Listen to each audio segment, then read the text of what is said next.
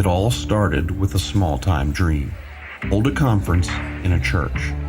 With a small budget, could we afford to bring in a Christian celebrity speaker? And with an ear to hear more than just the same canned messages, do we want to? With these two questions, the Mentionables were born. We found the best under-the-radar Christian apologists that we could find. Writers, podcasters, and bloggers. Their voice was small, but their message was huge. On May 18th and 19th, the Mentionables will be appearing in Greensboro. Head out to Greensboro Christian Church and hear this grassroots phenomena in action, featuring talks and a great debate. Head over to thementionables.org to get your tickets, or call Greensboro Christian Church at 336-621-5226. The Mentionables. Small-time voices, big-time noise. Stand on the shore of the ocean watching the tide come in. You sense the call of the sea beckoning to take you further. You step forward little by little, not knowing what to expect, but expecting more. You keep going as the ocean calls you to enter in to deeper waters.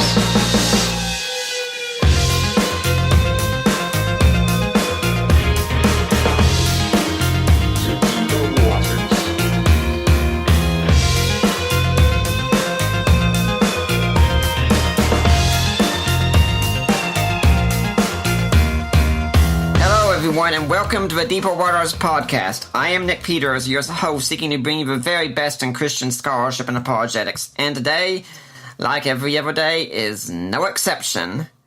I'll be very concerned if it ever is. Today, we're talking about the Gospels. We pick up our Bibles and we read Matthew, Mark, Luke, and John. We don't really take much time to think about what are these books. Well, the Gospels. Okay. What does that mean exactly? What is a gospel? And can we really trust these sources to be reliable about the historical Jesus? I mean, we have so many comments we see from people on the great big world of the internet. The gospels don't give their sources. They're not by eyewitnesses. They're too late. Everything else out there. Well, in order to discuss this, I decided to bring on one of the co-writers of the book. The book is Biographies in Jesus. What does it mean for the Gospels to be biographies? It's written by Craig Keener, who has been on here before, and Edward T. Wright, who is my guest today, and he prefers to go by T. I'm going to try and stick to that, but I might say Ed, Edward, anything like that, but I'm going to try and stick with T. So who is he? He grew up in Austin, Texas, and attended Baylor University for his undergraduate work. He majored in business administration with a specialization in management. He worked in the private sector for a few years in the steel industry before deciding to attend seminary. He did his MDiv at New Orleans Baptist Theological Seminary. Upon completion of that, he was accepted into Asbury, where he is currently a candidate in the dissertation phase of a PhD in Biblical Studies with a specialization in New Testament. He's studying working under Dr. Craig Keener as his TA mentoree. His dissertation is on the historical reliability of ancient biographies, and he hopes to complete this work by the fall of this year. So, T, welcome to the Deeper Waters podcast. Thank you so much, Nick. I'm really, really excited to be a part of this. Yeah, I saw you share it on your Facebook page, and so many people were celebrating for you. I think even dear old mom, right? Yeah, she's pretty proud. But yeah, it was. I'm happy to be a part of this, and I really look forward to our discussion, and hope it's beneficial for your listeners. Well, if my audience doesn't really know who you are, could you tell us a little bit about how you got to be doing what you're doing? Yeah, it's a long journey.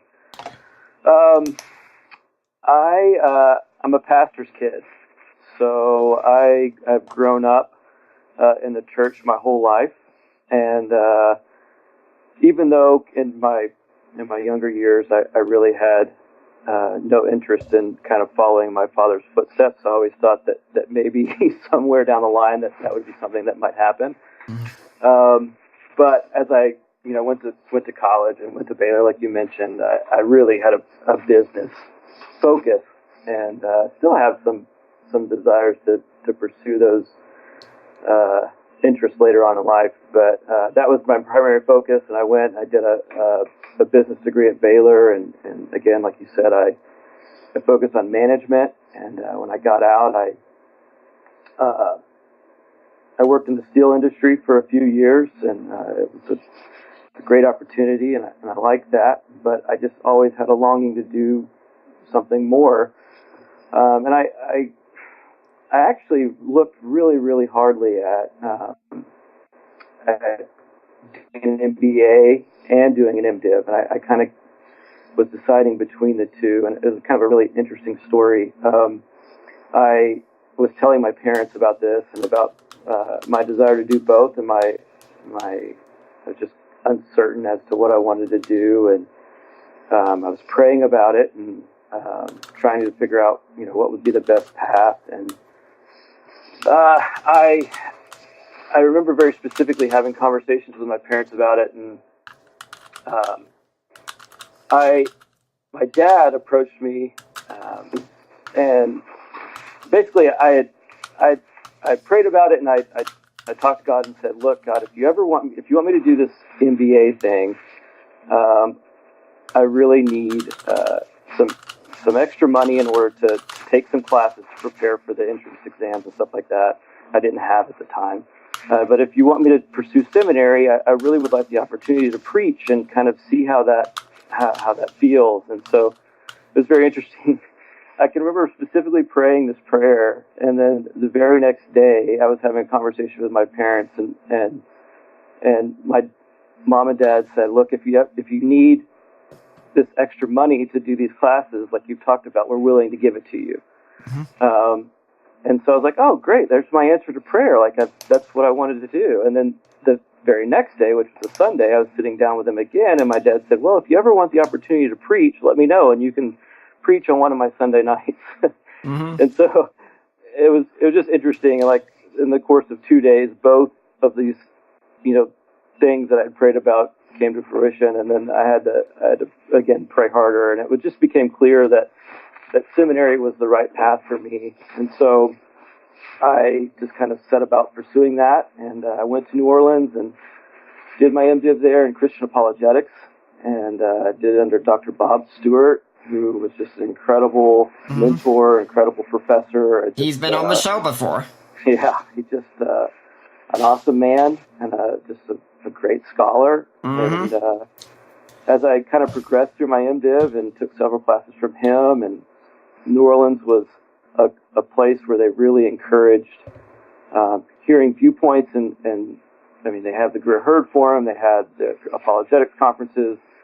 I was exposed to a lot of different scholarship, and really solid scholarship, and as I went through the MDiv, I just had different people in my life that were kind of affirming that maybe I needed to go in the direction of scholarship as my career rather than the pastoral ministry.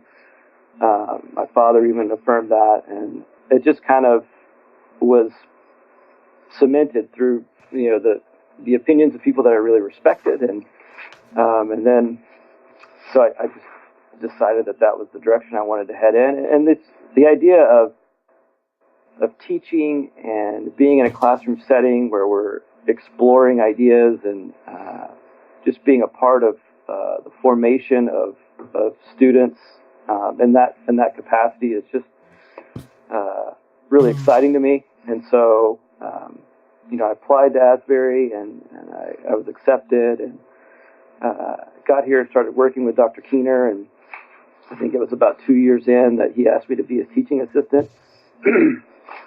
And so I've been working with him as his TA for quite some time. It's like my third year. Mm-hmm.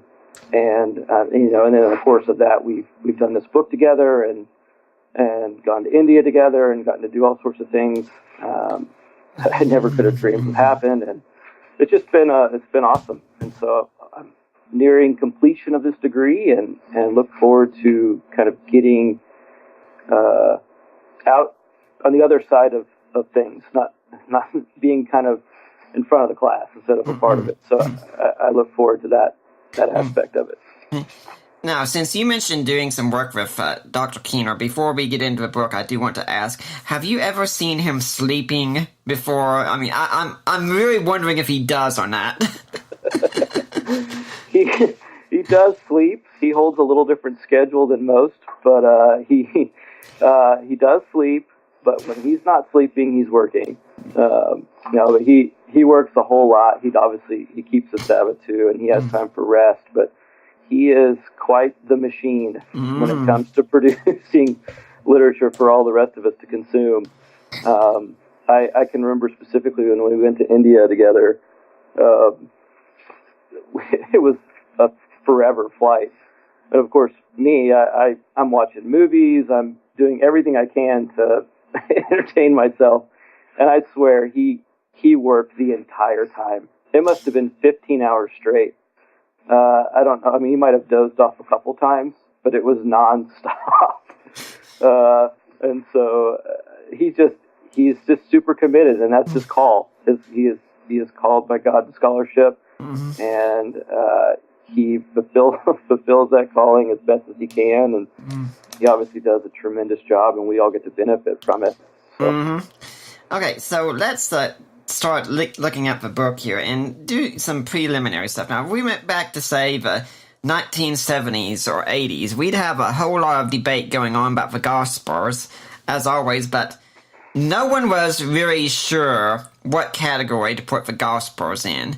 And then sometime probably late 80s, early 90s, I think, a guy named Richard Burridge comes around. What happened here? Well, yeah, if you want to back up, I mean, the SBL task force on the gospel genre, I think it was in the 70s, and you're right, there was just a lot of different conclusions as they were searching for the genre. But even before Burridge, you had guys like Talbert and Deal and Auntie who were getting there. And honestly, the whole discussion on genre begins way earlier. It really begins at the end of end of the 19th century, beginning of the 20th century. You had Ernst Renan and Boutau and those guys that were saying that the Gospels were some sort of popular biography or just the lives of Jesus, but they weren't necessarily Greco-Roman biographies. But they were there, and they were viewing them as biographies. But then, of course, with form criticism, you had this idea that they were sui generis, and they had no genre at all. Redaction criticism comes along and kind of brings back this idea of the author, and so then now we're back kind of to where we started, the 70s, and this task force. But anyway, you're right. Burridge comes along in 92, I believe, with his first edition. I think his second edition was in 2002. But he writes a really, in my opinion, extremely compelling argument for the case that the Gospels are to be considered biographies. What he does is he takes a look at, I think, 10 ancient biographies. Of course, he does Suetonius' Lives of the Caesars, which has multiple biographies in it, but he focuses on Alexander, I think, and one other. Not Alexander, Augustus, and one other. But he's looking at these 10 biographies, and he's observing patterns, characteristics, things, common attributes that they exhibit, and then of course he's taking what he's observed and he's comparing it also to the Gospels, and he finds that they're congruous enough, and the characteristics that they in the patterns and the characteristics that they portray, that they should all be considered the same genre. His argumentation is sound. It's extremely evidence-based. I think he does a great job of identifying the bones, the structure of what an ancient biography is, and showing how the Gospels map on top of that. For me, it's been an incredibly formative book, and it's one that has really changed my course and my studies, and has helped me kind of narrow down my focus on what I want to look at specifically. But if I can continue, one thing that needs to be mentioned alongside of Burridge's work is Dirk Frickenschmidt's work. Dirk Frickenschmidt, who is the student of Klaus Berger, wrote Evangelium als Biography in 1997. And Dirk looks at 142 ancient biographies in comparison to Burge's 10. Mm-hmm. And he finds, again, he's searching for the genre, and he finds all these different things that biographies normally exhibit, and does the same thing. They come at it from a little bit different methodology, but they both arrive at the same conclusion. But it's really important to kind of view those two works side by side, because you get a greater idea of what an ancient biography really is. And Burge, again, like I said, gives you kind of the bones and structure, and it's almost like Frickenschmidt fleshes that out. Like he kind of explains them a little bit more and gives more of the types of stories that you might find in ancient biographies.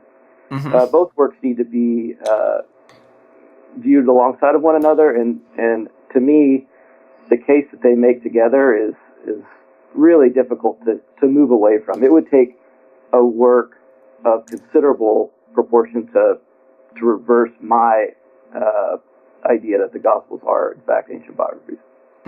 And now, let's also be clear on what we mean by an ancient Greco-Roman biography, because a lot of times when people hear that, I think they expect the Gospels then to be read like a modern biography, and that's not going to happen, is it? No, it's not. Yeah, there definitely needs to be distinctions between the two.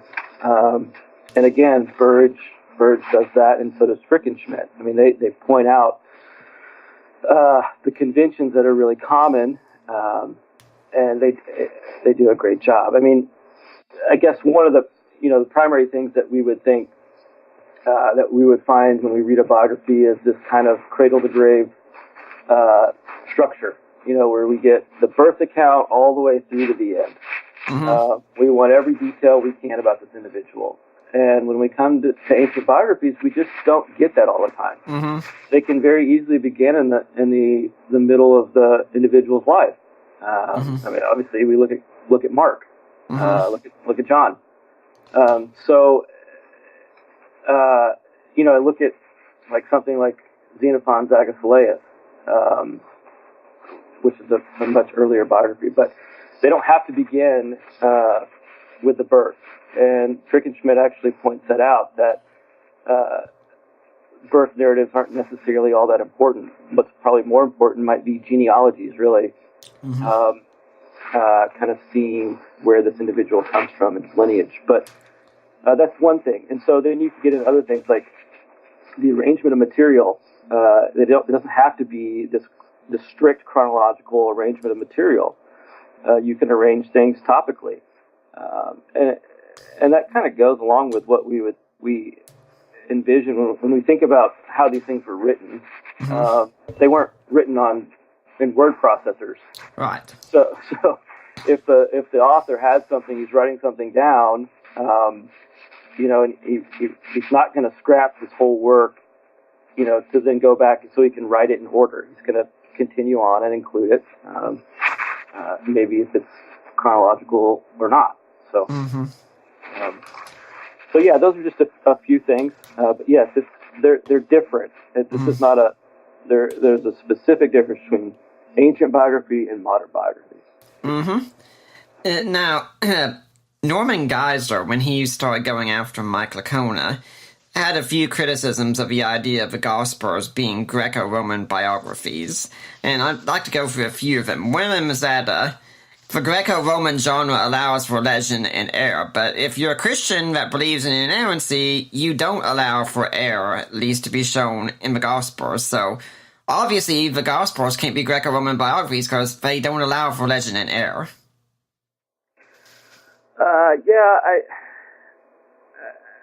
I think in that case, you're maybe making genre into something that it's mm-hmm. not. You're focusing more on content rather than genre.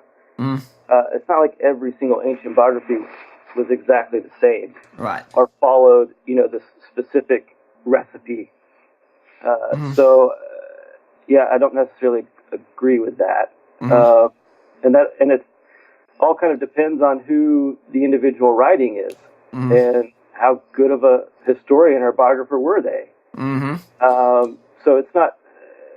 I think that I'm not in agreement with what Geisler says there. Yeah.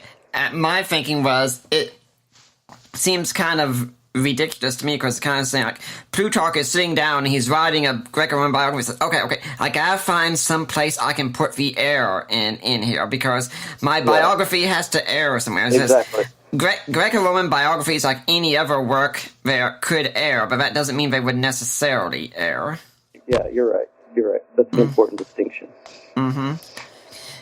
And another criticism often brought up is that the gospel writers had plenty of material from the Old Testament and such, and they would use that. They would not go to a pagan genre outside of the Bible in order to tell the story of Jesus.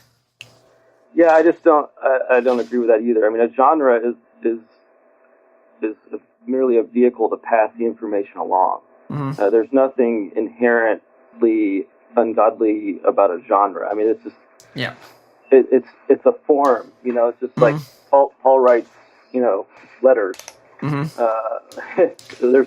That's another genre that's used that is used widely in antiquity, and we wouldn't pick at Paul's decision to write letters as if he's trying to copy pagan literature. I mean, it's just like genre is not. I wouldn't paint genre in that way, or say that it's some sort of pagan document just simply because it follows a specific genre. Yeah, I have a thought. I think one of my replies was to say, where if we want to go this route, the Old Testament was written in Hebrew and Aramaic, but you don't see that in the Gospels. Those are written in the pagan Greek language of the time. Now, moving on over more to a more skeptical position here, Matthew Ferguson over at the Kelsus blog has written a critique, and he focuses mainly on Chapter 6 of the volume, also a targeted comparison, which, by the way, I think we should point out at this point, this book is edited by you two. You had several other students getting to write the book, didn't you? Oh, yeah. We served it primarily as the editors of the book. We had several contributors that are currently doctoral students, some that have since gone on and graduated. But, the idea was, I mean, a lot of this comes from seminars of Dr. Keener's, and that we just, are all writing on similar topics. And so we've just kind of pieced these works together. But, I mean, I think we obviously both have information in there, or chapters in there, but but yeah, this is primarily a selection of papers from students. And of course, you have Steve Walton has a contribution, Michael Kona has a contribution, Holly Carey, but yeah, primarily it's a student. Well, the chapter under consideration is by Keener, and I also want to state before I forget, it slipped my mind earlier when you talked, but you've been talking so much about Richard Burridge. I have actually also been in communication with him, and sometime in the future, he's got another work coming out about the Gospels as Greco-Roman biographies. So, listeners out there, Richard Burridge is going to sometime be on the show when that book is coming out, and we're going to be talking about that further. So, if this topic really interests you, you'll be watching for that one as well. Okay, now, if I could add something, Nick, I don't know if you knew this, but Dr. Keener has a book coming out in the fall called Christobiography, and it's going to be pretty important. But it's basically him devoting an entire monograph to the understanding of history within biography, and it's going to be a really solid contribution. Well, I guess I'll be getting in touch with Dr. Keener shortly after the show then. Yeah. Now, one of the comments often made about the Gospels here, and this is one I see plenty of times, is that when you read some other Greco-Roman biographies like Suetonius or Plutarch or others, they list who their eyewitness sources are. The Gospels don't do that. Is that a problem? Not necessarily. I think you can look at it from the standpoint of maybe intended audience. When authors or ancient authors were writing for an audience of maybe a higher level, who actually had access to these sources, that they would probably name those. The authors were more likely to name those sources so that if the audience were to maybe go back and check his work, he wouldn't be shown to be, handling these sources incorrectly. And the Gospels, I don't think it's a crazy statement to say these weren't necessarily intended for a high level audience. I think maybe Luke, but for the most part, this is definitely a popular level audience, and naming sources isn't necessarily going to prove anything. I don't think it's really that big of a deal. I mean, obviously, it's obvious that they're using sources. I think that's probably part of the reason why that sources aren't really named. So, and I don't really see that as a problem. So. I'm also thinking, just looking at this and thinking off the cuff here and such, and thinking, who exactly would these sources be? It's like, well, I went to Jerusalem and I talked to Bartimaeus, and people were like, who exactly is Bartimaeus? That's a pretty common name. And when you're talking about the people that Plutarch and Suetonius and other side, those would be extremely well-known people. And the extremely well-known people, meanwhile, for the Gospels, they probably don't want to contribute. I mean, I seriously doubt Caiaphas and Pilate are going to sit down for an interview with Luke and say, now, tell me what you saw exactly when Jesus was being crucified. Yeah, you're right. So I don't know. Maybe also you could look at the fact that, like, the time that these were written.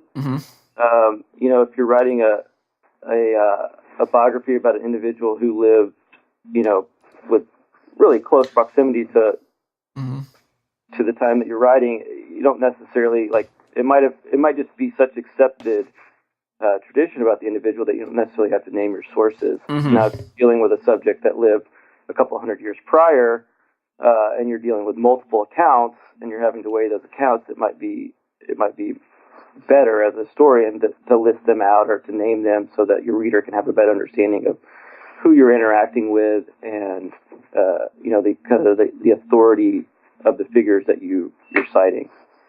Yeah, I think you could say about things that are common knowledge, like if we wrote a biography of Donald Trump today and said, President Donald Trump, no one's going to look and say, what is your source for him being the president? I really don't think he was. I mean, even if someone thinks the election was illegitimate, which I don't, it's kind of common knowledge. No one's disputing that. Yeah, right. And I think also we could go with what Bauckham has said on this kind of question. And by the way, listeners, Bauckham has been on the show twice talking about his books, Jesus and the Eyewitnesses, both editions. But I think we could go with what he says, is that if a character is named in the Gospels, the names drop out some, he thinks, I believe, as the people involved dies.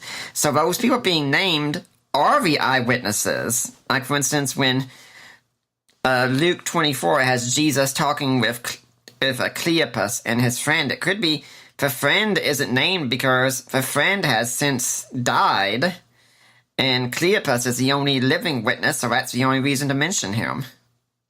Yeah, Bauckham is an incredible scholar. He's got some fascinating ideas.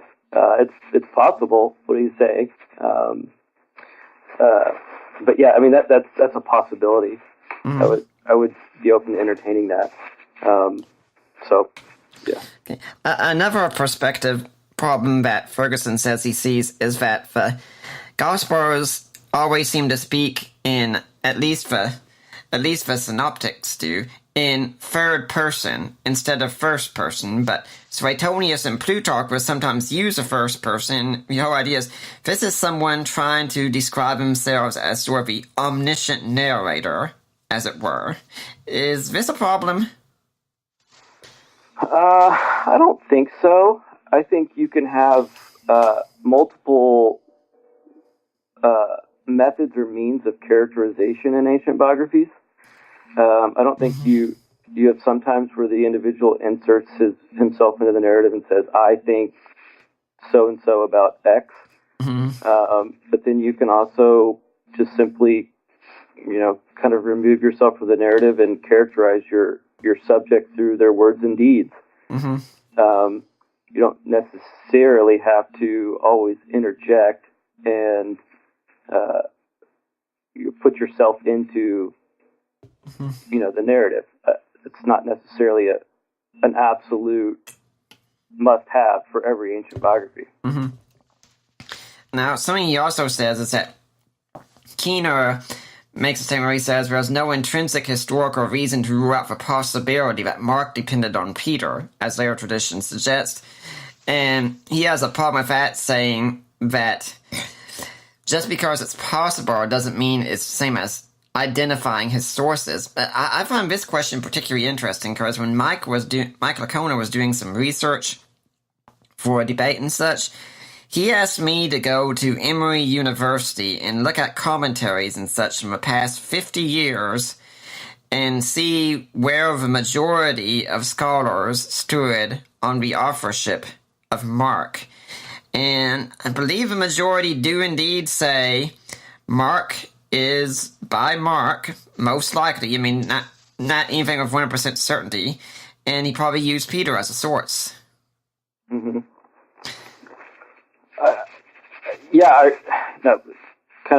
You stated your question at the very beginning of that. Yeah. Could you maybe restate your specific question? And Yeah. The whole thing was saying that Mark, it can't be ruled out that Mark possibly used Peter as a source, but just saying possibly doesn't mean we've made the case there.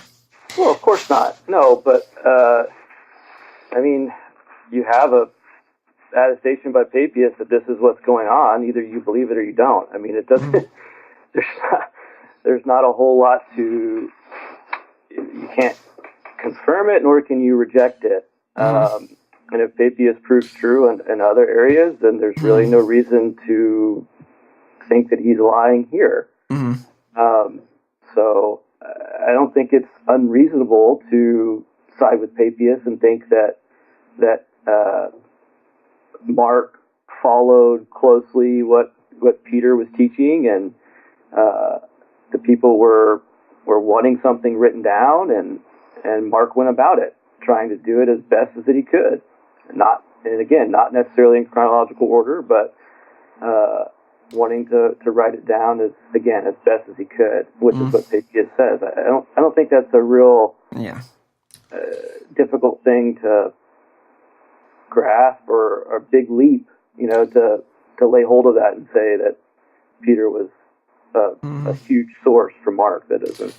Yeah, I also think it's quite odd that, I think too many scholars are too quick to dismiss the church fathers as sources and such, first off. And second, that if you are wanting to name the author of a gospel for the church, Mark is a very unlikely candidate you would go to.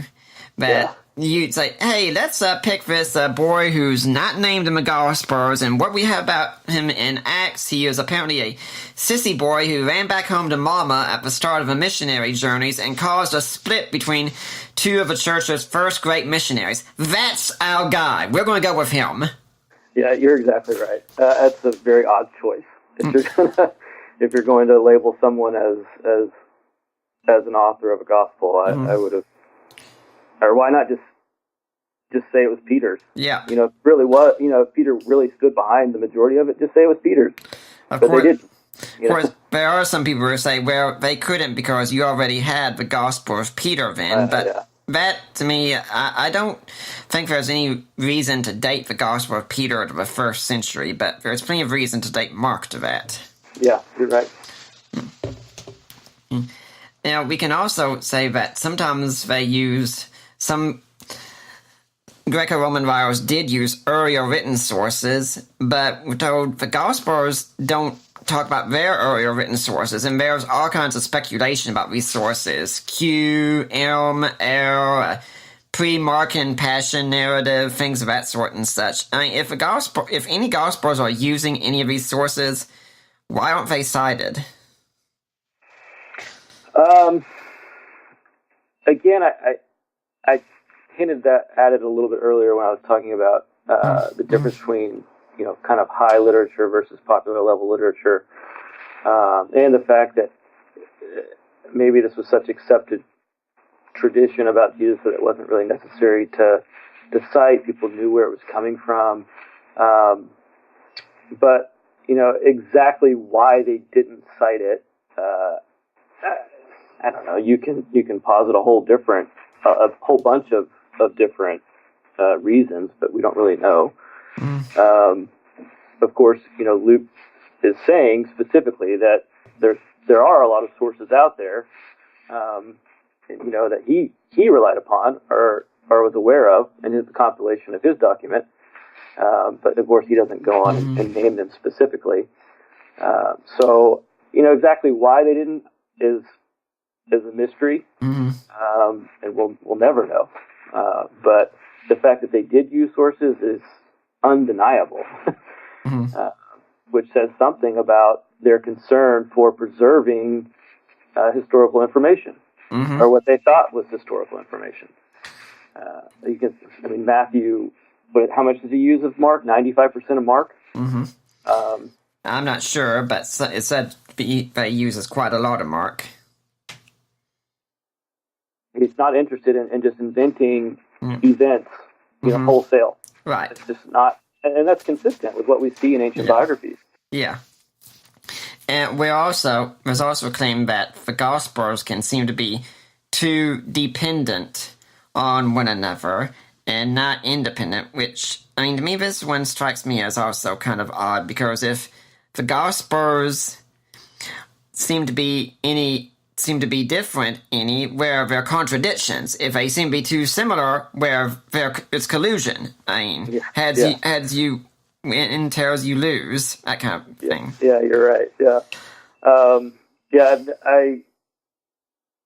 They are obviously, again, that Matthew and Luke are utilizing Mark and most likely Q, but that doesn't.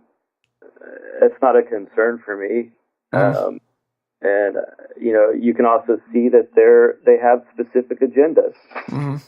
So it's not like redaction criticism has shown that. So we know that they weren't just blindly copying because they weren't just piecing together random pieces of tradition. They had specific motivations and reasons for writing. Of course, that's consistent with all ancient biographies. They all have, whether it's political motivations or didactic motivations or polemical motivation. They all have apologetic. They all have reasons for writing. So, I believe when we had Jonathan Pennington on the show, one thing he told me is that the ancients were not interested in unbiased history. They wanted people who really had an interest in what was going on, and then people would only write about things they had an interest in anyway. So March Madness may be going on, but you are not going to see any writing about it on my blog because I frankly just do not care. Yeah. Ancient historiography, has as one of its aims to promote certain agendas. I think that's been proven time and time again, primarily by extolling the virtues of people in the past and hoping that their readers would then mimic those virtues in some way, or look at them as something that should be repeated.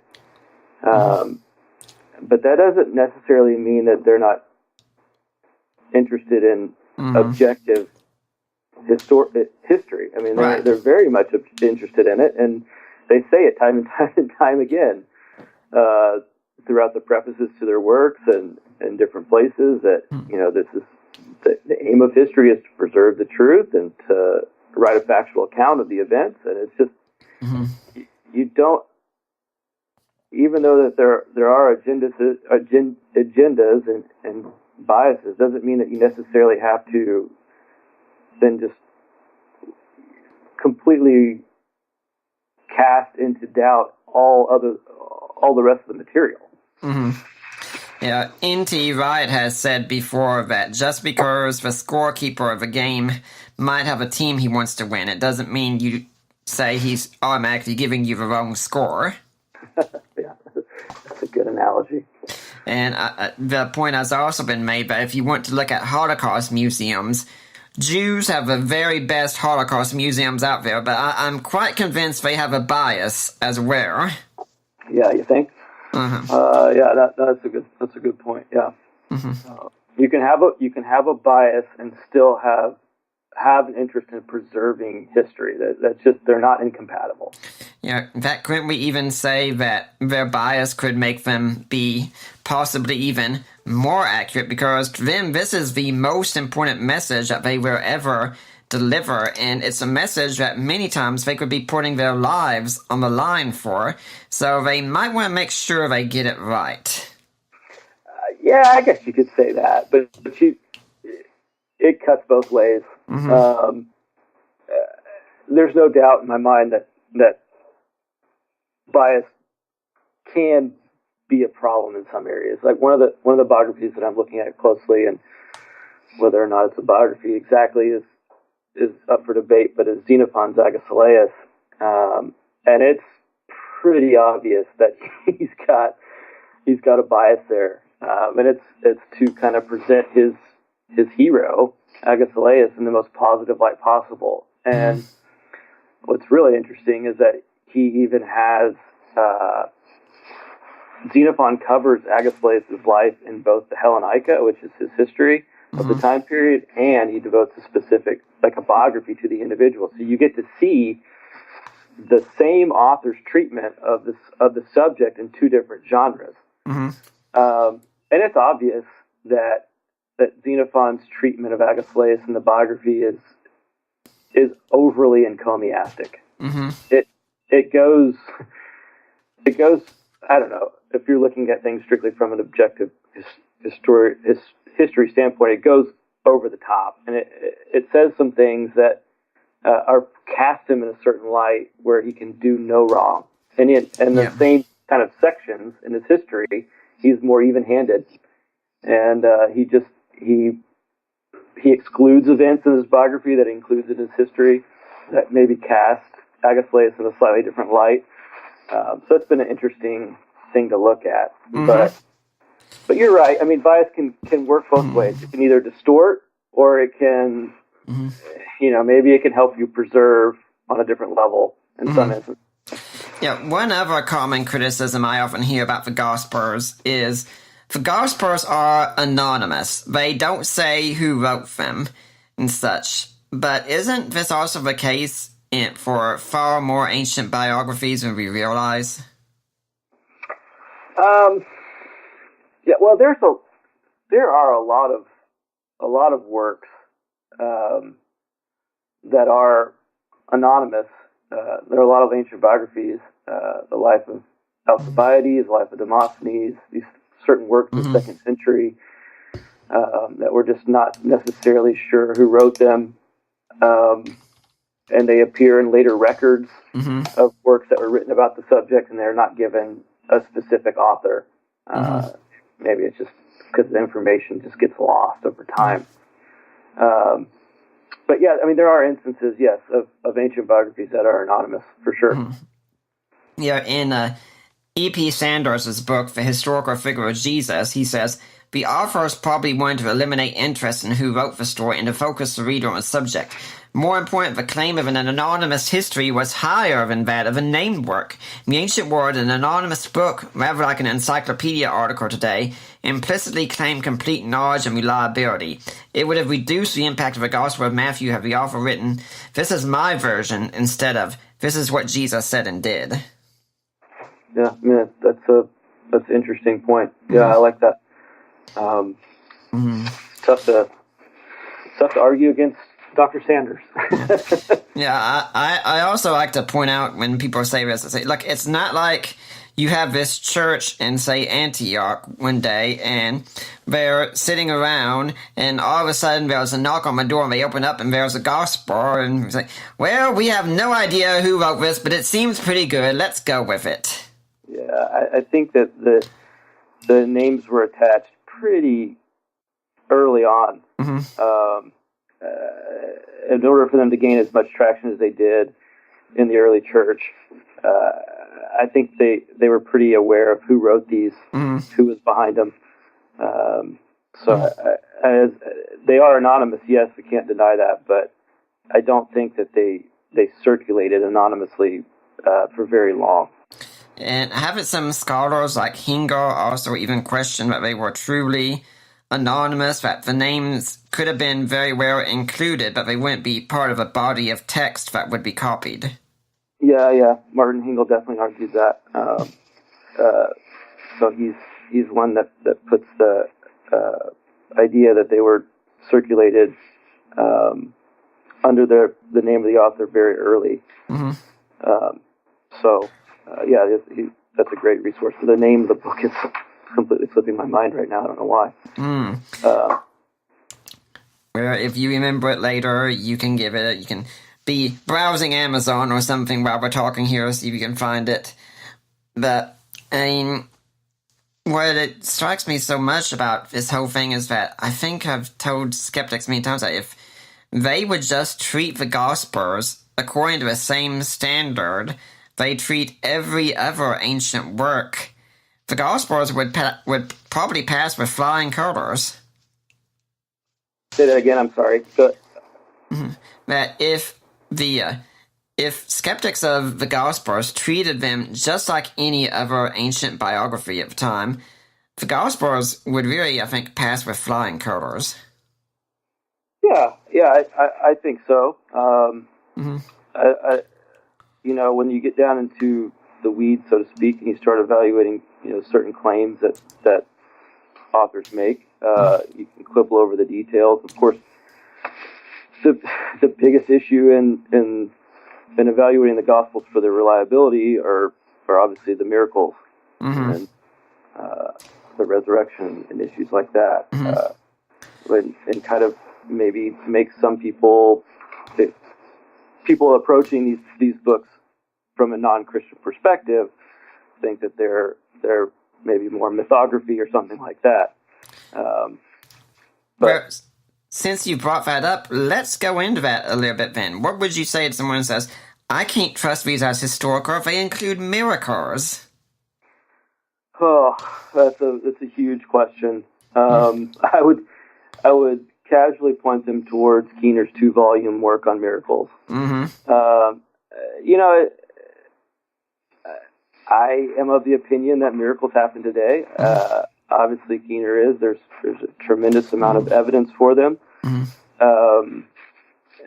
so I don't necessarily think that simply because they include miracles that those parts are ahistorical. So, but that's my perspective. That's where I'm coming from. And I have to recognize that if someone's never seen a miracle or never really heard of miracles outside of what's recorded in the Bible and hasn't done a tremendous amount of research on the subject, then you're coming at it from a different viewpoint. And, it's all you can do is just kind of explain to them, hey, this is what I've seen. This is my experience. And they have to decide that for themselves. But obviously, for me, miracles in the Gospels are not a deterrent to their reliability. Yeah, we have interviewed Craig Keener for those listening on his book Miracles, So if you want to hear what he said about that, just go back and look it up. It's in the archives here. Now, I also, when I encounter someone who says this, if that's their claim, I like to put them on the defensive. Say, okay, if you want to say miracles can't happen, give an argument for that. Why should I think that?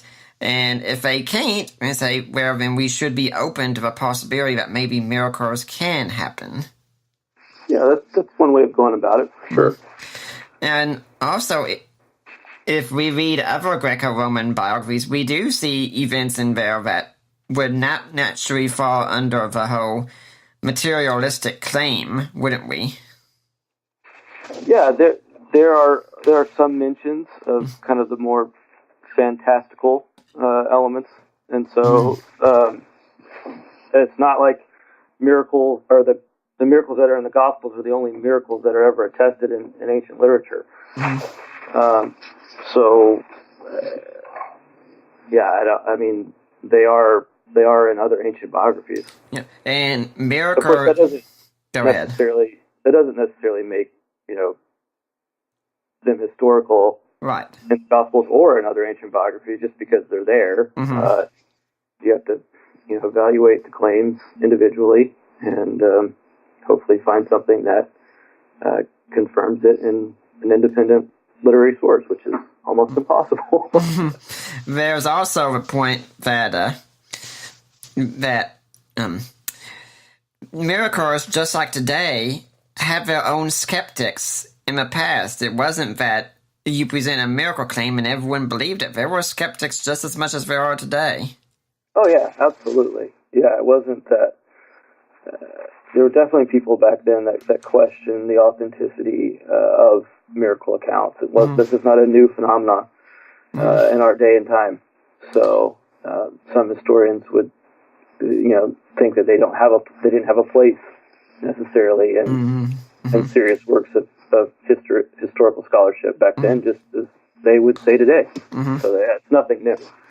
Yeah, I also like to, when I talk to these kinds of people, just ask them claims, because they usually say that back then people just didn't know better, they didn't have the science that we have today and such. And people who listen to the show know that I do affirm miracles like the virgin birth and such, but I don't like to say, okay, if you're so sure, could you please tell me when it was exactly that scientists discovered that virgins don't give birth? Or when did they discover that people can't walk on water? Because I can guarantee you, the ancients, they knew all these things just as much as you and I do.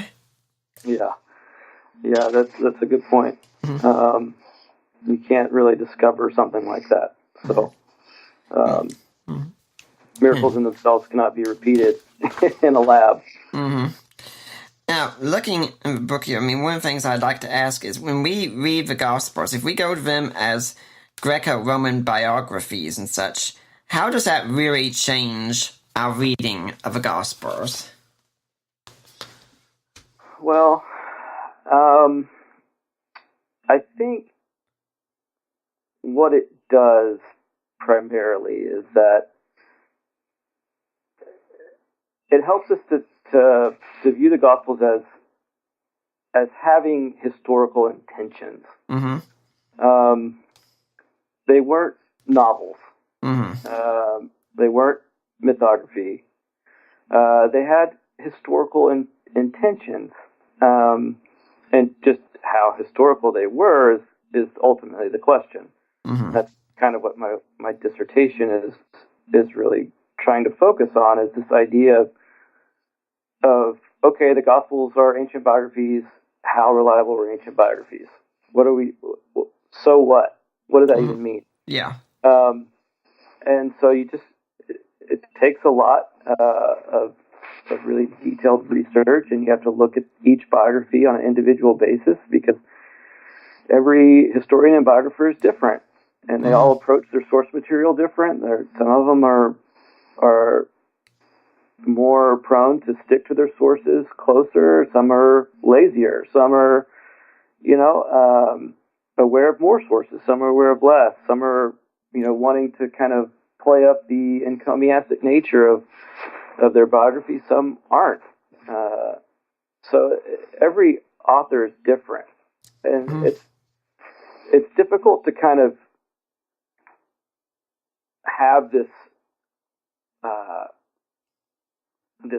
like, not framework, it's not the right word, but this one thing that you can then say, oh, because the Gospels are biographies, therefore we should read them like such.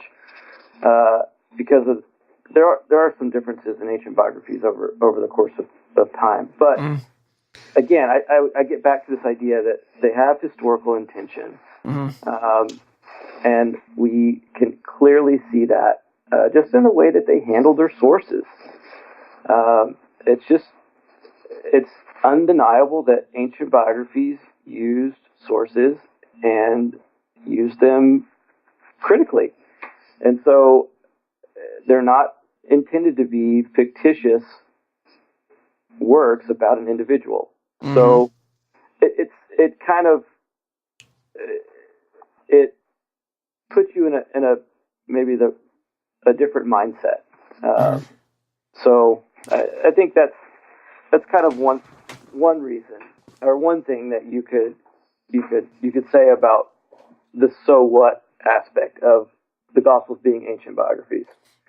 I think that's very important you say it that way, because if I've had any major criticism about the church today, it's that you open up the Gospels, for instance, and you go to a text and you jump straight to the application for a text and say, there could be some great applications to this, no doubt there are, but maybe one of the first things we should say in our churches is, this kind of stuff actually really happened.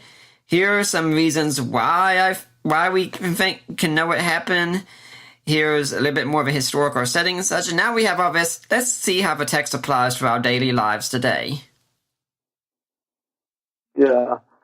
Certainly, the authors think it happened. Yeah, I think it's a big thing.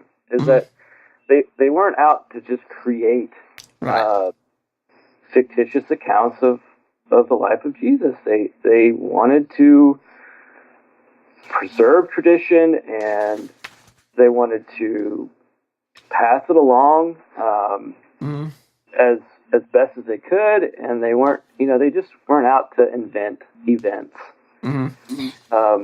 So, again, you're kind of getting into understanding the intention behind the creation of the Gospels. Now, when I look here on page 33 of the introduction, you do have some works here that you say are more likely historical novels and such. Sure. And those are like Xenophon's Cyropedia, or Cleisthenes' Alexander romance, and most interesting to me, Philostratus's Life of Apollonius. And this one strikes me as most interesting because so many people say where Jesus and Apollonius were so incredibly similar that there was borrowing going on. Sure. His specific work is a little bit different than your average ancient biography. Primarily, it's different in both length and structure. It's just I don't know. It doesn't necessarily present itself as a normal biography. I would just kind of point towards that. I don't necessarily think that there's any kind of borrowing going on. I thought there could be some going on, but if there's borrowing going on, it's probably going the other way. Yes, because the life of Apollonius is later in writing down the Gospels, and it's 150 years or so, I think, after Apollonius lived, as it's written down, which, let's look brief. Well, before we start looking briefly at that, I'd like to remind everyone that you are listening to the Deeper Waters podcast. My guest is Edward T. Wright today, talking about the book he co-edited, biographies in Jesus. What does it mean for the Gospels to be biographies? But if you're here next week, we've got another marriage show lined up. Yeah, I got a lot of them, and they couldn't make it for February, so they're coming back later on. Debbie and Tom Walters are going to be my guests. They've got a new book out, Cherishing Us. And we'll be looking at that and seeing how we can cherish us. Now, another common objection given to the Gospels, I think that's worth mentioning since we brought this up about Paulinus, is, and it really boggles my mind this is seen as a major objection, but the Gospels are written decades after the events that they describe. Yeah, but that doesn't indicate ahistoricity at all. I mean, you have biographies that were written centuries after when the individual lived that still contain historical information. It doesn't. The fact that the Gospels were written by individuals who were essentially contemporaries with their subject should be viewed as a plus. And the fact that they were written so closely after the time of Jesus' life is a definite plus. Decades is nothing. There's plenty of ancient biographies that were written, like I said, centuries after the fact, that still contain historical information. I mean, you look at Plutarch writes a biography of Agesilaus. And if you read it, he's consistently handling different sources and trying to present a biography on a subject that's as accurate as possible. It doesn't necessarily mean that it's free from bias or encomium or anything like that. But the whole argument or dissatisfaction in the Gospels because they were written a few decades after the fact is, I don't know, it's not that big of a deal. I often tell people that we live in what's known as kind of like the Gutenberg galaxy. I mean, we live in a time where when something happens majorly, such, you write it down immediately. I mean, if something had happened, like when the Parkland shooting took place, you could have read about it on the internet minutes later, with stories being written up and everything. Everyone knew about it. But in the ancient world, it didn't work that way. I tell people, like, if you're wanting to get out the story of Jesus, you have two different means you can do about it. You can go with oral tradition using orality, or you can do written word. Now, let's compare these. The oral method, it's free, it's quick, it is reliable, despite what people think, and it can reach everyone who can understand the language. The written way, it takes a long time, it costs a lot of money, and it reaches only people who can read, and everyone else has to depend on those readers. If you have to choose one of those methods, which one are you going to choose? Yeah, you're right. In antiquity, oral tradition was a huge aspect or element of their life, and passing that along and retelling of stories, of course, is also their primary means of entertainment. So, yeah, I don't see any problems with understanding that they're using oral tradition and the fact that it's reliable back then, more so than, I mean, people give it credit today. So I don't have any problems with viewing it that way. Yeah, and I like what you said about the Gospels actually being contemporaries, because one of the biggest things on the internet you can sadly see, unfortunately, is Jesus mythicism. And the whole thing of where there are no contemporary sources for Jesus. Well, we have at least 4 of them, the Gospels, and if you add in the writings of Paul, we have even more then. Yeah, Jesus' existence is confirmed. I don't think there's any way to really get around that. If you want to look at just the sources that we have. If you wipe out the Gospels, I guess you could maybe get around it, but there's no doubt that Jesus existed. If you were to compare the Gospels historically with, say, the writings of Plutarch, or as is done in one chapter, Themistocles and Herodotus and Thucydides, how would the Gospels measure up? Well, that's a huge question,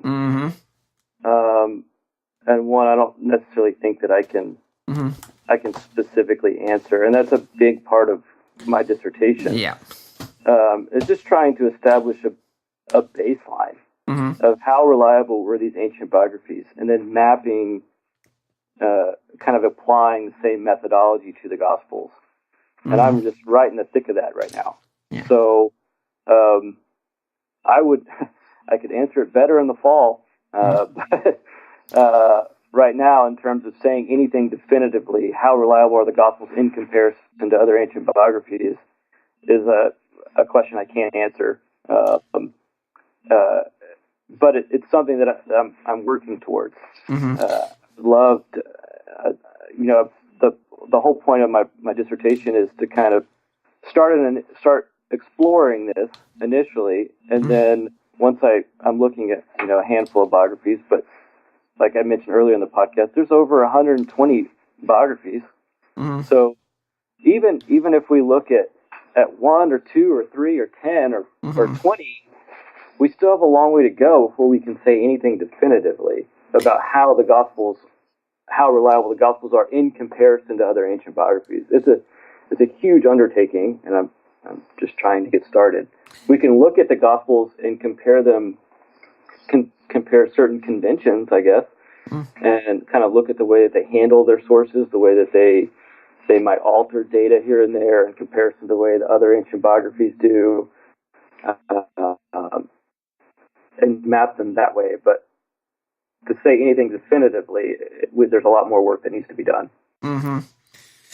Yeah, well, we'd be glad to have you come back on in the fall if your research is done by then and talk about this topic a little bit more.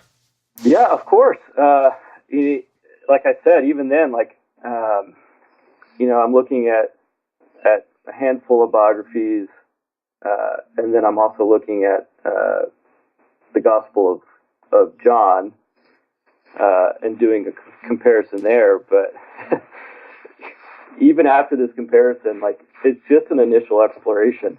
I mean, there is so much work that needs to be done, which is part of why it's so exciting to me. So, but I would love to come back on it, of course. Yeah, I also like something in this book that you go through, and I wasn't familiar with most of it, but you have these comparative charts where you look at different things in different biographies and you see how they're similar and how they're different. And I'm sure this ties in as well with Mike Lacona's research on why are there differences in the Gospels. That's that there are allowed for minor variations in accounts, aren't there? I think so. I think this is something that Keener points out in the book, is that ancient historians weren't just overly concerned with minor variations in detail. Right. There's just, sometimes it's unavoidable. Maybe there's a lapse of memory. Maybe there's just, you're writing down something and, you've got this massive project that you're working on, and you say something incorrectly. Well, you're not going to scrap the project. You can't just delete your Word document or go back and delete what you said, the last paragraph, and start over. You can't do that. So, but yeah, there were variations for sure. But again, like Keener points out, there wasn't they weren't overly concerned about minor variations. But that's not to say that they weren't concerned about historical accuracy. They were, and that's been pointed out. But there's definitely going to be variation in accounts. especially if you're dealing with oral tradition. That's just the nature of it. That doesn't mean that they can't get a tremendous amount of material right, but it's just people see things from different perspectives.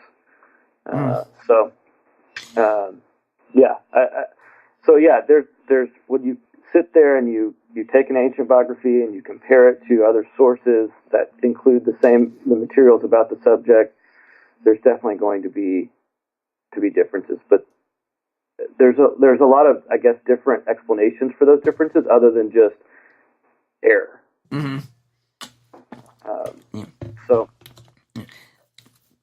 I also use as an example when I talk about this. In this case, it's one of the same author. In this case, myself. That if Allie and I were sitting here, say, watching Netflix or something, there's a knock on the door. Look, it's Jehovah's Witnesses, and I'm naturally all eager and such. They come in, and we have us a good little chat together. And after they leave, I'll make 2 phone calls. The first will be to my parents to tell them about what happened, because, you saw your parents posting on your Facebook. Your parents always want to know what's going on and such, and hear about your accomplishments. The second will be to my other parents, my in-laws. When I call my parents, they're going to get a good basic account, because they know what I do, but a lot of times they say, son, what you're saying just goes right over our heads. We don't understand it that much and such. My in-laws live in this world. I'll call them. They will get a much more detailed account. The accounts, as far as I'm concerned, are the same. They're both accurate. They're telling the same story and such. But one of them has more detail because of the audience involved. Yeah, you're exactly right. Yeah, there are a multitude of reasons why accounts can appear differently. That's a good point. Yeah, it seems. Go ahead.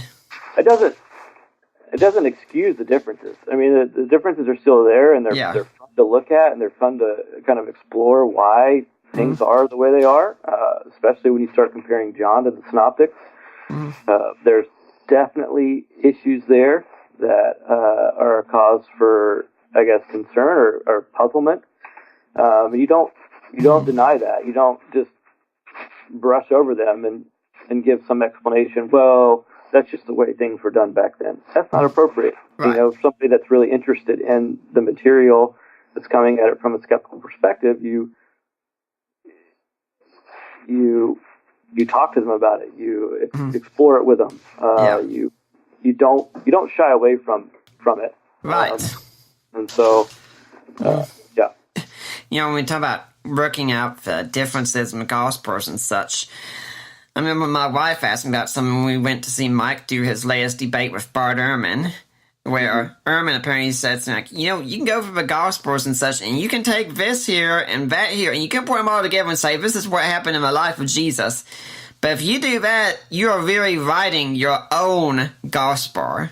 And she's asking me, am I doing that? I said, hon, every historian has to do that. We have to take the different sources and put them together. It doesn't mean we're writing our own gospel or anything. It's just we're getting an account from 4 different sources and we're piecing them together. It's not disparaging any one of the prior gospels at all. Yeah, historical reconstruction. That's the business of an historian. We do that. And so, but I don't know. I enjoy looking at the differences. I enjoy trying to kind of not only reconstruct but also understand why. Why does John do some of the things that he does? It's just fascinating to look at. So, but John has a theological agenda in his gospel, and he's trying to characterize or portray Jesus in a certain light, and he does that in a way that he shapes his material. But that's also the way that's how ancient biographers did things. So. There are some people that do raise objections against the Gospels by saying that they're theological writings instead of historical writings. I guess. I mean, but it doesn't, something can have an agenda, and it doesn't necessarily make it ahistorical. The Gospels are clearly trying to relay information about Jesus' life, who he was, who he hung out with, where he lived, where he traveled, what he did, what he was like. It's not. I think you can classify it as a theological document and a historical document. They're not mutually exclusive. It doesn't. You can say something has a specific agenda and something is still trying to give an accurate account of that person's life. Just because it has theological content doesn't mean that it's necessarily ahistorical. Yeah, I was going to say, I think that is one of the big mistakes that we make, that we say theological, therefore it couldn't be historical. I mean, who says? So you're writing something that has a theological implication, therefore it can't be historical? I mean, who's made this rule? And what if the individual's purpose in life was to, present himself? I don't know. Of course, it's kind of a terms that don't really work out there. But if someone has as their aim to present themselves in a way that maybe mirrors past figures in Scripture or something like that, it can still be historical in nature. If that's their intent. Yeah. So. I think there are too many people that when they see something like that, they're too quick to say, they're just using Old Testament stories and copying from them. No, you can just as easily say Jesus is going to Old Testament motifs and showing he's the greater fulfillment of all of these. Yeah, you can argue that way for sure. But trying to splice that out and see where the exact, is it the author that's trying to paint the subject in this light, or is it the individual who's trying to paint him, present himself as a, in light of another figure in Scripture? That it's really difficult to tell on what level that's occurring, and so it does present quite a dilemma, and so it's just both sides of the argument there, are making claims that necessarily can't be resolved. I mean, you're just going to have to kind of choose what you think is going on there. Yeah. So. Now, in the chapter on Alexander the Great, comparing him to Jesus, and one thing that we can quickly note is that our earliest biographies of Alexander the Great come at least 300 years later. I mean, there were earlier written sources, but we don't have them anymore. They've been lost. So we have to go with these later sources, but he also talks about how the writers of the Gospels could have gone about researching and checking out oral information and such, and it occurred to me that's something we haven't really discussed yet. If the Gospel writers are writing these Greco-Roman biographies, how would they normally go about doing their research?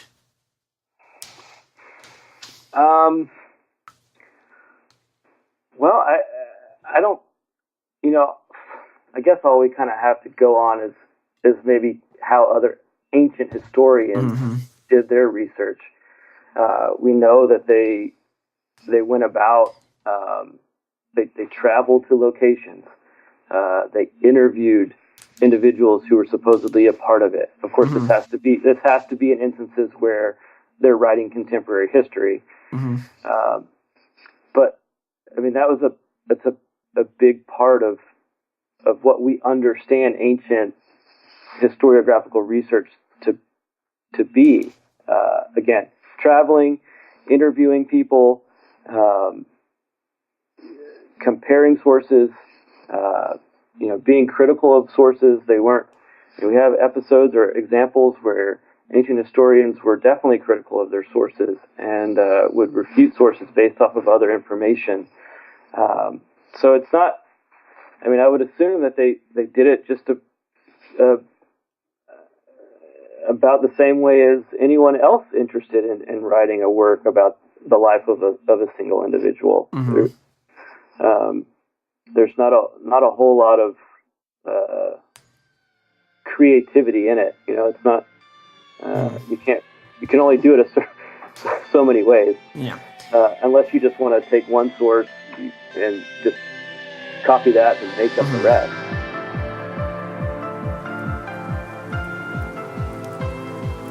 Find podcasts, videos, articles, and more at deepwatersapologetics.com. It all started with a small-time dream.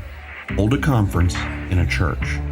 With a small budget, could we afford to bring in a Christian celebrity speaker? And with an ear to hear more than just the same canned messages, do we want to? With these two questions, The Mentionables were born. We found the best under-the-radar Christian apologists that we could find. Writers, podcasters, and bloggers. Their voice was small, but their message was huge. On May 18th and 19th, The Mentionables will be appearing in Greensboro. Head out to Greensboro Christian Church and hear this grassroots phenomena in action, featuring talks and a great debate. Head over to thementionables.org to get your tickets, or call Greensboro Christian Church at 336-621-5226. The Mentionables. Small-time voices, big-time noise.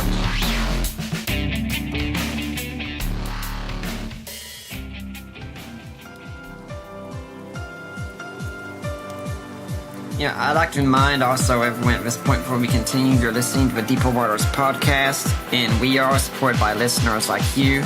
And I encourage you to go to the website deeperwatersapologetics.com, and you click a link there. The link that says help support the work of Deeper Waters Christian Ministries. You click on it, you get taken to Risen Jesus. You've gone to the right place. Those are my in-laws, Mike and Debbie Lacona. And you make your donation, and you get in touch with me, or my wife Allie, or Mike, or Debbie, and say, hey, I made a donation. I want to go to Nick Peters. I want to go to Deeper Waters. And we will get your donation, and it will be tax deductible. It'll go to us.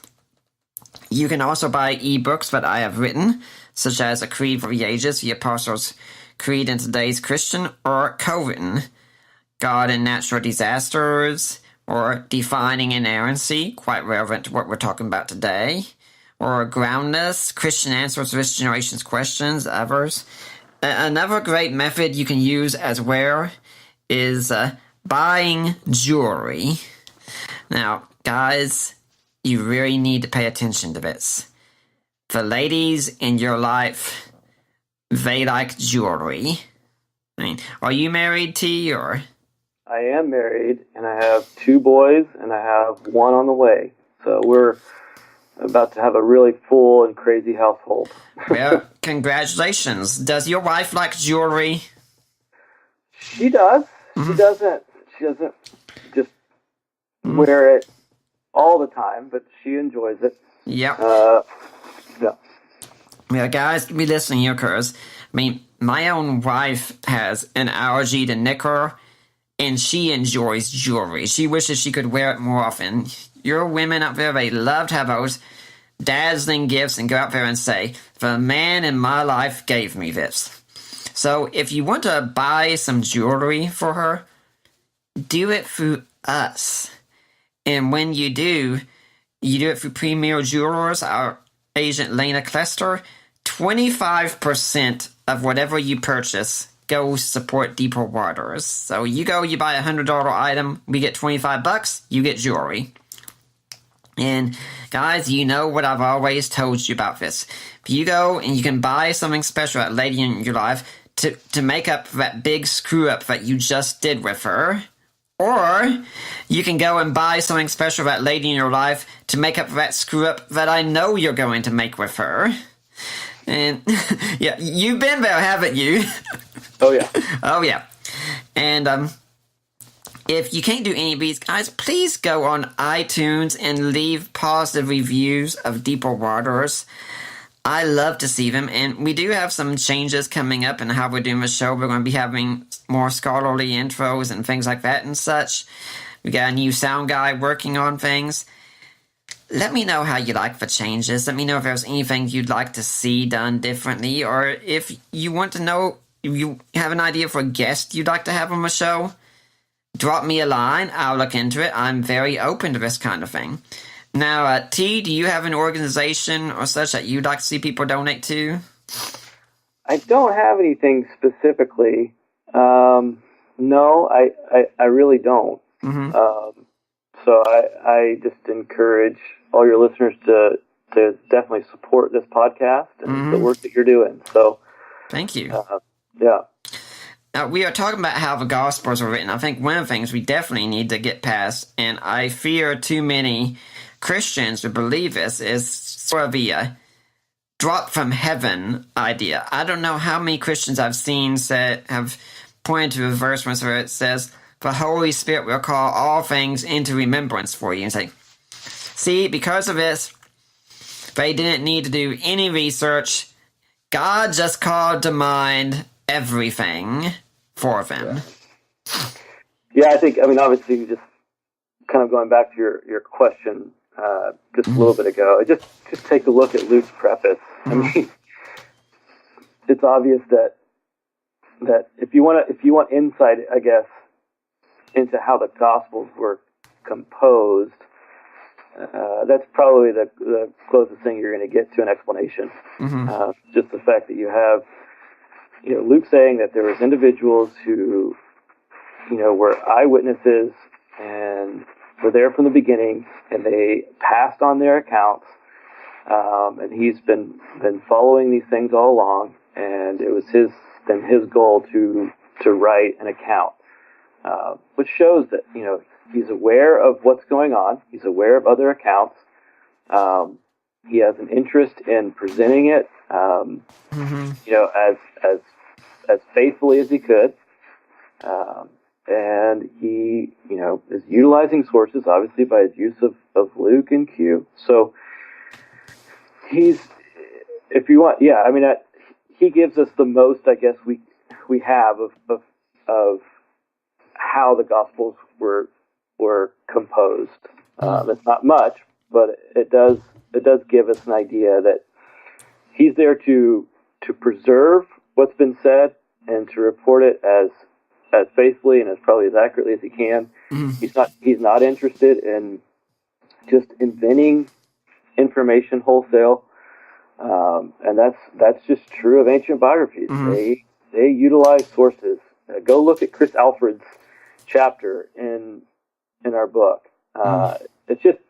It's undeniable that they were so intent on preserving and utilizing existing tradition and information that you just can't get away from it. Yeah, I often think that I've heard that the Gospel of Luke, its preface, it's as stated clearly as Luke could for his time, but this is a real in-depth historical investigation. I mean, that's how the ancients would have read it, right? I think so. I think that's what his preface is getting at.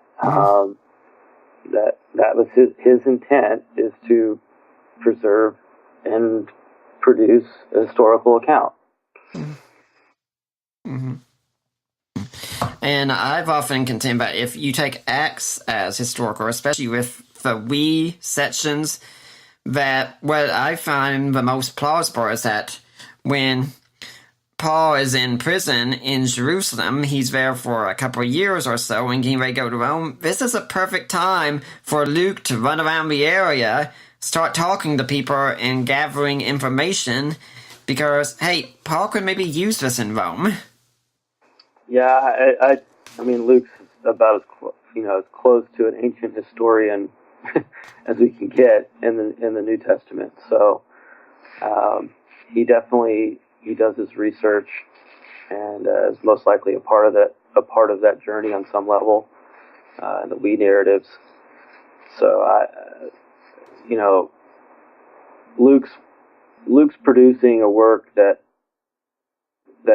is utilizing the conventions of ancient historiography. Mm-hmm. I turned to Chris Alfred's chapter when you mentioned it. That's the fourth one, I believe. And I'd like to bring up a point that was also made of a debate where Mike said that the Plutarch's lives were the best out there, and here's a quote here. It says, Stewart's consideration that Plutarch's lives is a high watermark of ancient biographical aptitude. And Ehrman said, well, if the lives of Plutarch are the best, but they're still not completely reliable, and the Gospels are less than Plutarch, why should I trust the Gospels? Yeah, I mean that's an interesting point. Mm-hmm. I think you just have to look at. I mean, again, it goes back into looking at biographies on a case by case basis. Mm-hmm. What's true of one ancient biographer isn't going to necessarily be true of another. Mm-hmm. And so reliability has to be determined by looking at each work individually, and those conclusions have to be arrived at individually, and that takes a great deal of effort. But the real issue is that in all ancient biographies, I don't want to say something exhaustively, but there's going to be singularly attested material. Right. And that stuff is, you can't necessarily confirm it, and you can't reject it. Mm-hmm. It's just really difficult to prove on a historical level. Mm-hmm. We've developed all sorts of criteria to look at these types of things, but there's just going to be episodes in every ancient biography where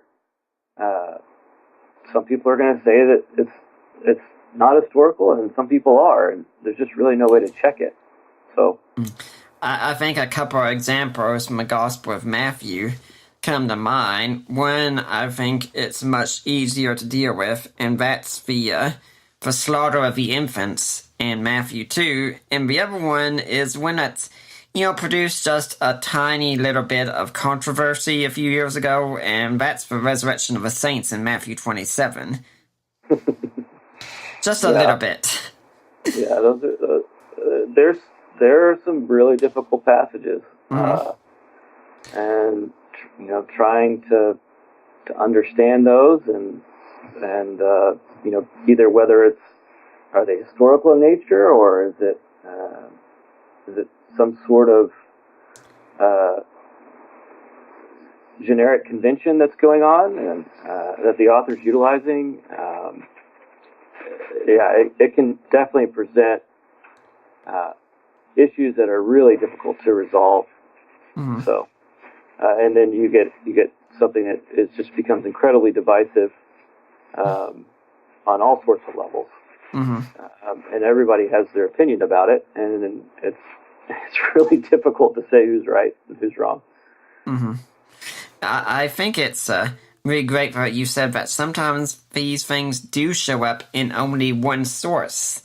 Because there are too many times I think we've come to the standard of the Bible that says where if it's in the Bible, it needs to be shown by an outside source before we can believe it. I want to ask, do you do that with all the other sources out there? Yeah, that's just not the way that you do history. That's not the way that historians, do history. There's just so much material in antiquity that's singularly attested. And if, kind of what Dr. Keener says, if it checks out in other places, if we can see that author is trying to be true to his sources or can be confirmed in other places, then you should probably trust them in the places where you can't verify. Mm-hmm. And I think that's a reasonable approach. And so, it's just the nature of the historical record. Mm-hmm. It's just so incomplete. So much has been lost. And if we had access to everything that was written back then, we'd have such a better idea of what was accurate and what wasn't. Mm-hmm. But we do the best with what we can, and you try to check it and confirm it as much as possible, and then when you come across information that's only attested in one source, you see how well it coheres with other information, whether that's literary evidence or evidence that's, other sort of physical remains or whatever, and you make your determination based off of it. Mm-hmm. Now, you've said that there are other events that are attested in only one source in such one biography. Could you give us some examples? Yeah. I mean, again, Xenophon. I'm looking at this one so specifically right now. I'm writing this chapter. Xenophon's Agesilaus, and just his account of Agesilaus' life includes information that is not attested in other sources. Mm-hmm.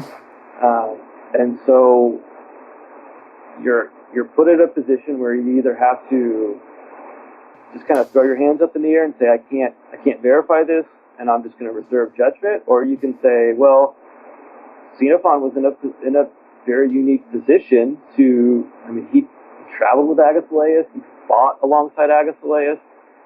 There's a high likelihood that Agesilaus was his patron. They knew each other intimately, and so you can appeal to that. Mm-hmm. And say, well, this guy was in a unique position to know some details about this individual's life that other people just simply did not know. Mm-hmm. And so, but you're always dealing in probabilities. Right. When you get into this kind of area, you've got to speak that way, and you just can't speak in certainty. And then the whole discussion becomes, well, how likely is it? And that becomes the standard. Yeah. So I think there's a great danger in our scientific age, which not even scientific claims can be proven. They're also probable and such that we think something has to be absolutely proven before we believe it, and that's just not the case. Yeah, it's not the way that we go about our daily lives either. Mm-hmm. Everything is not, oh, you better show me your evidence for that before I put my faith in it. It's just, we depend heavily on people's witness to a lot of events. Although I would say, to be fair, it would be good if a lot more people would do that before, I don't know, sharing things on Facebook, for instance. Yeah, that Facebook is a wasteland.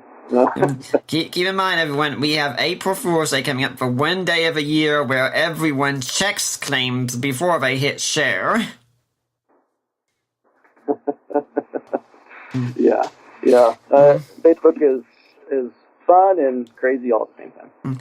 Now, there's a section in the appendix that Keener worked on, and I think it's very relevant to what we were talking about a while ago, and really does deal with a lot of the issues that me and my listeners will interact with.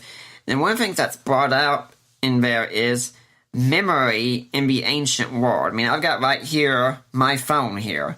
There are so many people here whose phone numbers I don't know, but I don't have to know. I just go in, push the button, it calls them for me. I don't really need to use my memory there, unfortunately. That wasn't the way in the ancient world, was it? No, they relied heavily on the memories of people, communal memory of significant events, and they would pass them along for quite some time. Yeah, memory was a huge aspect of preserving and passing along tradition. And Keener speaks about this a lot, and about how reliable that specific aspect was in preserving and passing along tradition. Of course, any memory, there's going to be differences, but when you talk about it from a communal aspect, and the responsibility of a large group of preserving a certain tradition, then you're getting into probably more reliable stuff. Mm-hmm. I think it's important to stress the reliability of a communal group because Bart Ehrman, for instance, is very well known for talking about how the stories of the Gospels were spread that so-and-so told so-and-so who told so-and-so who told so-and-so. It's like the game of telephone. In the end, the story is completely different. And every time I see this, I think it's really extremely dishonest. I hate to say it, but I think he knows very well that's not the way it worked in the ancient world.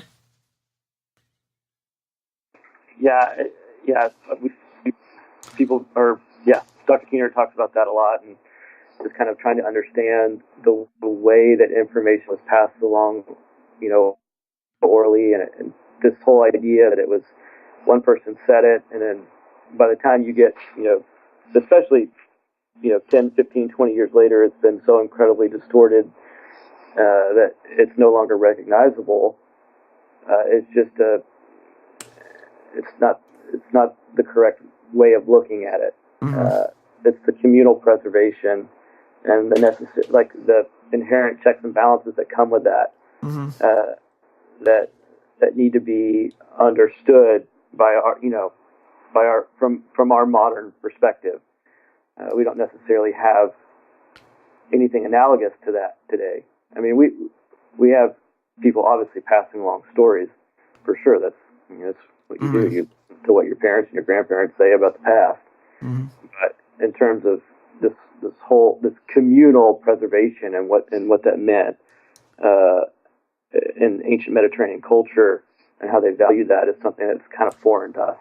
I think the closest we could get are jokes and songs. That you hear a song and you can start to memorize it. And so you hear a joke one time, and sometimes you can go and you can tell someone else the same joke. You might not remember it word for word, but you'll probably get the same kind of story out of it. Yeah, the idea of getting the gist. Mm-hmm. Yeah. And I think this is even more the case with Jewish thinkers, because Jews especially had a lot to memorize because they were a religion of a book, just like Christianity was, and there could have been a number of Jews that Jesus dialogued with who could have even had the entire Old Testament memorized. Sure, yeah. Some of the stuff that Keener's written on memory is really, really informative, and I would definitely point people towards his massive historical Jesus work to look at in more depth. Mm-hmm. But it's actually something that we're if I can remember correctly, we're thinking about doing a second edition to this work, and some of the topics that we've tossed around include exploring this aspect a little bit further. Yeah. You've also got a section in there on disciples and teachers, and I think this is something James Dunn brings out in his book, Jesus Remembered, that if Jesus is sending out his disciples over 72 in groups of 2 to tell the good news of the kingdom, he's going to make sure they knew what that good news of the kingdom was first, and any good disciple would be required to memorize the teachings of his teacher. Yeah, I mean, there's not a whole lot that I can add to that. Again, Keener presents evidence on kind of the approach that disciples had to maintaining and preserving their teachers' traditions through memory, even through note taking, and so disciples in antiquity were very keen on preserving their teachers' teachings as best as possible. I know Ehrman said in his debate with Mike that there was no evidence we have that Jesus would ever tell the same parable twice, and such. That's just something that Mike is speculating about, but I'm looking to think that seems like an entirely reasonable speculation. I mean, you and I have both delivered messages from a pulpit before, and it's not the case of Well, got done with that message. Guess I'll never be able to use that again. Yeah. We definitely can use the same information more than once, for sure. So, yeah. Where do you see gospel research going now in light of the Gospels being seen as Greco-Roman biographies? I don't know. I look at that from my own perspective, and of course, my concerns are with the historical implications. Mm-hmm. So, what is it? We hinted at this earlier. We talked about it. What does it mean? What's the so what of it all? Yeah. And for me personally, it's trying to understand how reliable ancient biographies were, and do the Gospels map on top of that, and to what extent? And that is the purpose of my dissertation. It's to look at 4 other ancient biographies and kind of map out this continuum and see where John fits. So that's my concern.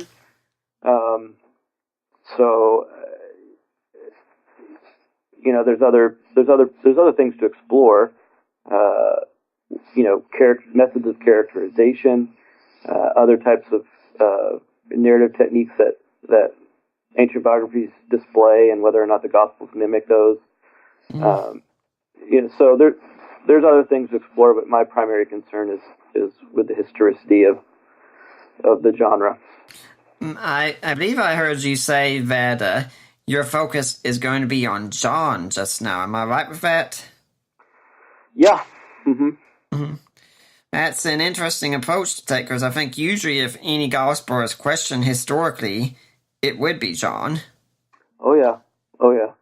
I have a heart for the underdog. Yes. That was just one thing that has always been an interest to me. As I started my MDiv and started getting into apologetics and kind of seeing John's gospel being dismissed as a source for the historical Jesus, and trying to understand that. I think his image has since been rehabilitated with the John Jesus and History group at SBL, and the 3 volumes that they put out on the topic under Tom Thatcher and Paul Anderson. And so, I want to kind of enter into that conversation.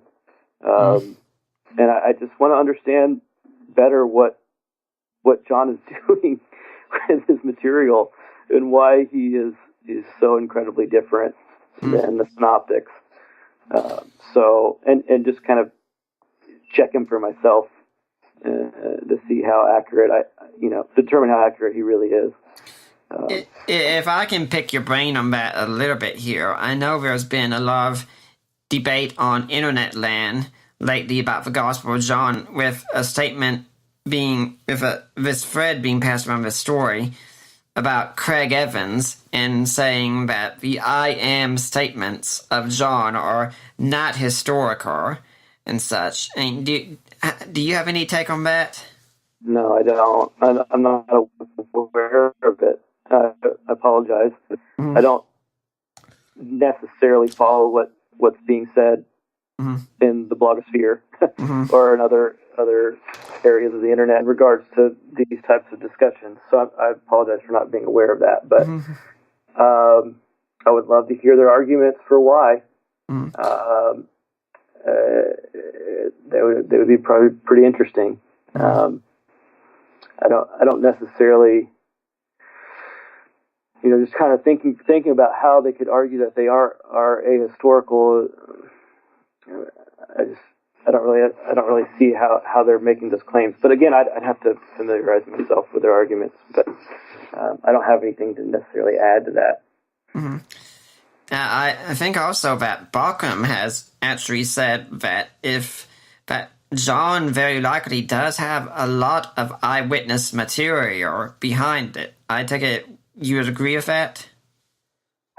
Yeah, I think so. I think, obviously we have the beloved disciple behind it, and he seems to be privy to a lot of the events. claims that he was there. He claims that he saw what was going on in some instances. So, yeah, I think there's eyewitness testimony there. Now determining obviously who the beloved disciple was and who the other eyewitnesses are is a minefield. But yeah, I would agree with Bauckham that there is some eyewitness testimony there for sure.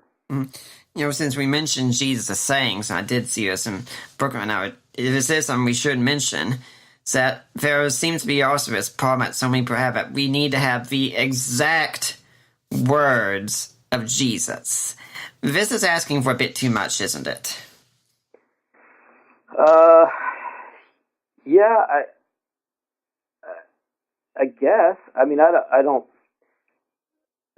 kind of frame that a little bit differently in what you're asking, I guess. Are you saying that in order for us to have faith in the content, we need it to be exact? Or in order for the Gospels to be seen as reliable and such, we need to have the exact words that Jesus spoke. Not a paraphrase, we need the exact words. It would be nice. Mm-hmm.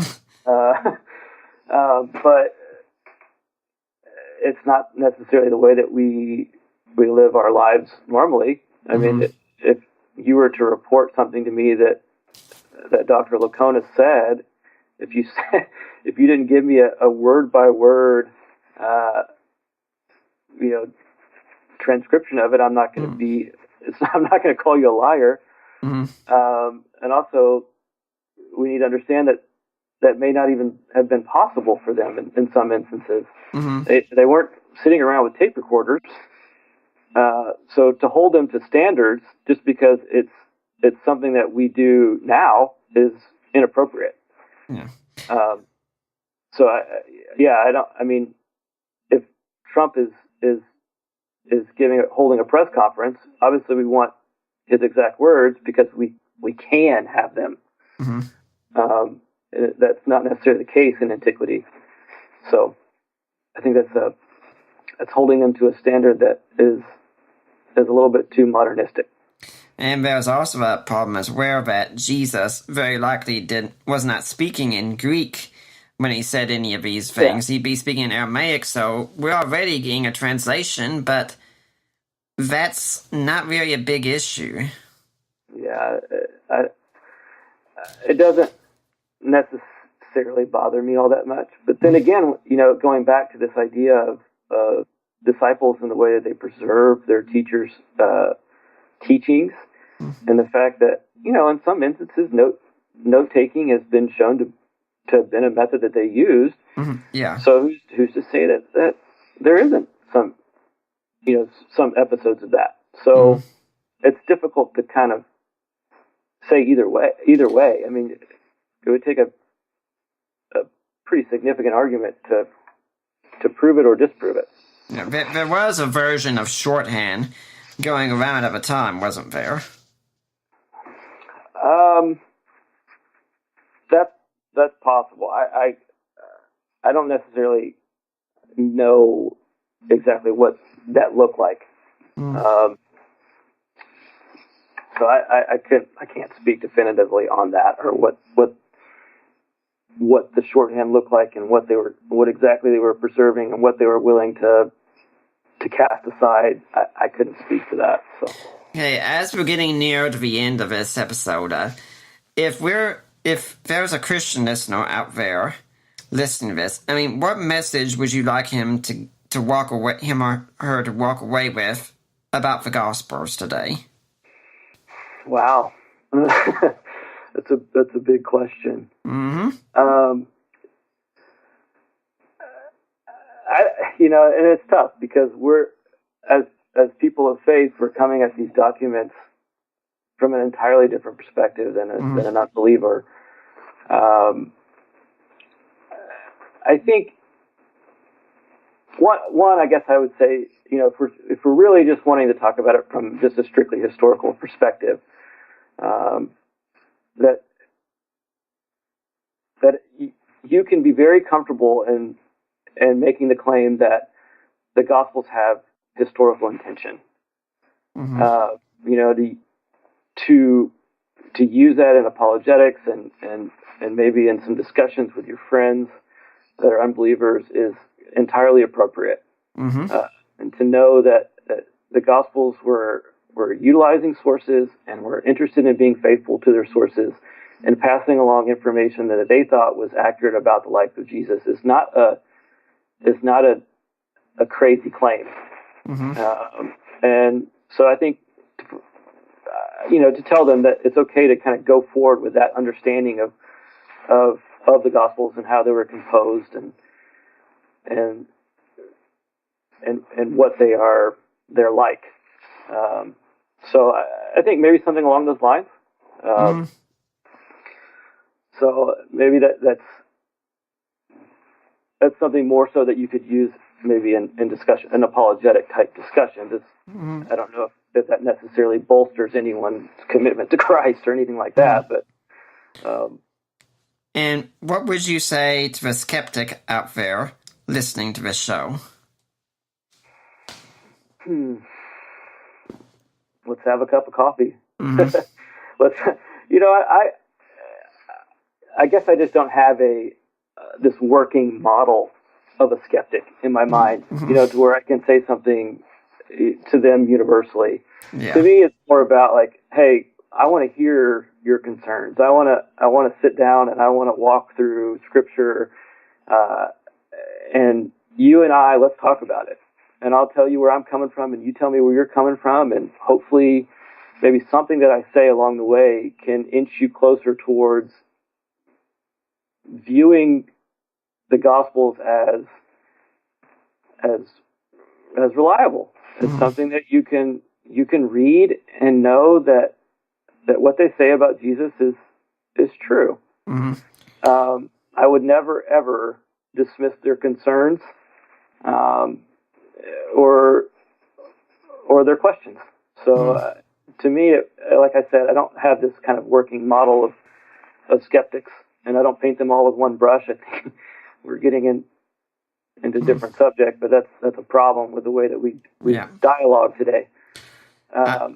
I think there are too many skeptics out there who think that we Christians don't really like to interact with this material. I remember before I got banned from Peter Boghossian's page that myself and some members used to go there all the time and discuss, and he posted something about one of Bart Ehrman's books and said, "The fee is showing up here, we'll never read this." And turns out, not only have we read it, many of us, like myself, already had reviews of it. It's like, yeah, we want to discuss this. If I'm out there and someone presents me a skeptical book and says, you need to read this one, I'm going to the library website immediately and trying to find it. It's really important to interact with literature from all different perspectives, and it's even more important to interact with individuals who have all different perspectives. And it's something that I would welcome. If anybody wants to contact me and chat with me further, I am so available. So. Well, it's interesting you say that because we are near that time. So if someone does want to contact you and chat with you, do you have a blog, a website, an email, a way people can get in touch with you if they want to find out more? Yeah, I don't have a blog. I definitely have email. You can mail me at edward.wright@asburyseminary.edu, or you can find me on Facebook, Edward T. Wright, and I'll gladly chat with you, Skype with you, whatever. It doesn't matter. So I'm pretty easy to find, and welcome anybody that wants to discuss these issues further. So. Do you have any final thoughts you'd like to leave today for Deeper Waters audience? Nothing. It's nothing specific. I'm really thankful that you gave me this platform, this opportunity, Nick, and I appreciate the work that you do. And you're an outstanding host and very inquisitive and thorough. And again, I really appreciate this opportunity. I hope that somewhere down the line we can reconnect and maybe do this again. Yeah. Well, I'd like to let everyone know also, I just checked on Amazon. Right now, the book is only in paperback at the moment. Hopefully Kindle will be coming out soon. But the book is $33 on Amazon right now. It would be money well spent. And I'd like to thank you for coming on, T. And yeah, hopefully we will see you back here again sometime, maybe in the fall and such. That sounds great. Thank you so much, Nick. And I'd like to let everyone that next week we're going to have Debbie and Tom Walter on talking about their book, Cherishing Us. For now, I am Nick Peters, and I'm signing off.